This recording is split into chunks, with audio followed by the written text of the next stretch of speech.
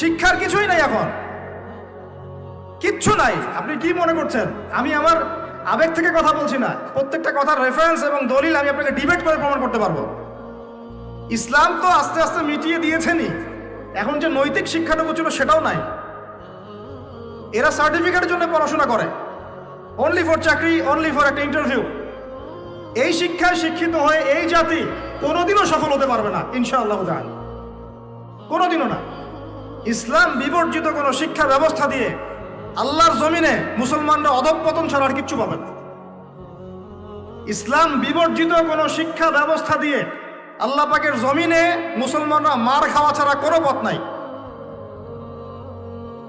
মূল কথায় আসেন, মূল কথা হচ্ছে আমরা ইসলামিক ফ্যামিলিতে জন্ম নিয়েছি, কালিমা লা ইলাহা ইল্লাল্লাহ এর অর্থই বুঝি না।